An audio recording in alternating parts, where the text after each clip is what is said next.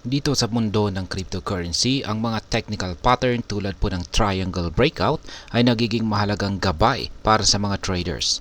Kamakailan lamang si Pepe, isa pong meme coin na naging tanyag o kilala dahil sa mabilis na pagtaas ng kanyang presyo ay nagpakita po ng posibilidad ng bagong all-time high dahil po sa isang triangle breakout pattern. Ang tanong ay tataas ba ang presyo ni Pepe or magpapatuloy ba ang pagbaba nito?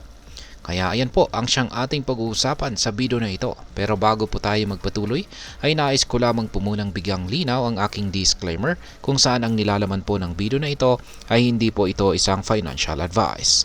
For education and information purposes lamang po ang layunin nito. Ayan, ano nga ba ang nangyayari sa presyo ni Pepe ngayon? Sa kasalukuyan, si Pepe ay nagtitrade po sa halagang 40 digits 23.89. Bumaba po siya ng 4% sa nakalipas na 24 oras.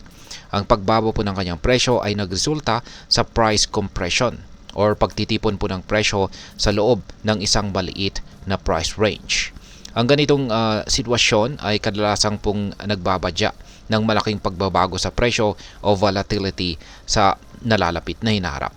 Ang symmetrical triangle pattern na nabuo po sa 4-hour chart ni Pepe ay nagpapakita po ito ng parehong posibilidad ng bullish o bearish breakout. Kaya mahalaga pong bantayan natin ang mga susunod na paggalaw ng presyo. Kaya yan po yung nakikita natin dito ay ang 4-hour chart ni Pepe. At yung kulay blue na linya na yan, ay yan po yung bumubuo sa symmetrical triangle pattern natin dito.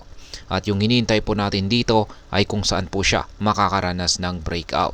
Sa upper portion ba nito or sa lower portion nito? Yan, sa upper portion, kapag sa upper portion ay bullish breakout po yan. Kapag sa ibaba po siya magkakaroon ng breakout ay bearish breakout po yan or babagsak siya. Ngayon ay ano naman po ang sinasabi ng price analysis dito kay Pepe. Ayon po sa mga technical indicators, si Pepe ay kasalukuyang retest po niya ang local support ng triangle pattern. Ang moving average convergence divergence or MACD lines, ayan, ay nagpapakita naman po ng kahinaan sa positive trend. Habang ang bearish candles ay nagsasabi ng isang posibilidad ng negative crossover. Ang ganito pong senyales ay maaari pong magdulot ng pagbaba ng presyo sa mas mababang support levels. Ayan, ayon po sa pivot levels, ang overhead resistance para kay Pepe ay nasa presyong 40 digits 24.72. Ang breakout po sa level na ito ay maaari pong magbigay ng confirmation ng isang short-term bullish dominance at posibleng magdulot po ng mas mataas na presyo. Sa kabilang banda ay kung hindi po mabasag ang resistance na ito, maaari pong bumaba ang presyo ni Pepe pababa sa local support trend line na nasa presyong 40 digits 23.10. Ngayon ay ano naman po ang posibleng target dito para kay Pepe. Kung magkakaroon po ng bullish breakout ay maaari pong maabot ni Pepe ang mga susunod na resistance levels na 40 digits 2780.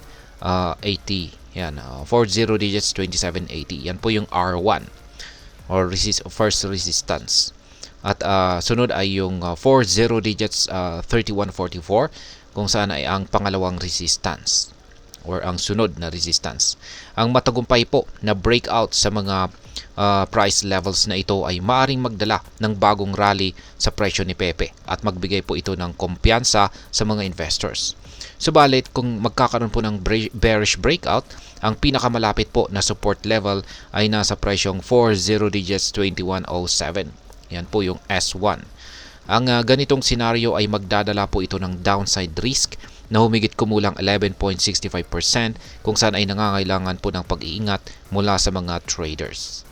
Ngayon ay ano naman po ang maaring maging epekto nito para sa atin bilang mga Pinoy crypto traders at investors ni Pepe. Yan, para sa atin ay ang symmetrical triangle breakout kay Pepe ay nag-aalok po ito ng parehong oportunidad at panganib or risk. Kung magtutuloy po ang bullish breakout, maaring kumita ang mga early investors dito.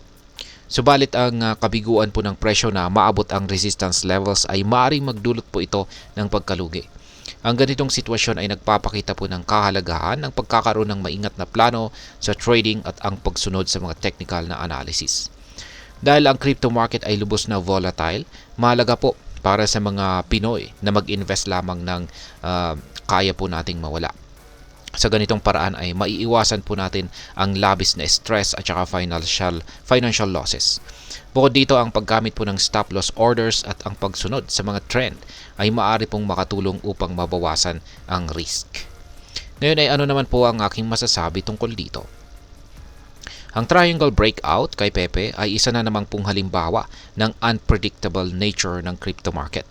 Habang may potential po na malaking kita, may kaakibat po itong mataas na risk o panganib. Para sa akin, ang pinakamahalagang aral dito ay ang kahalagahan ng research at ang pag-unawa sa technical na aspeto ng trading bago pumasok sa market.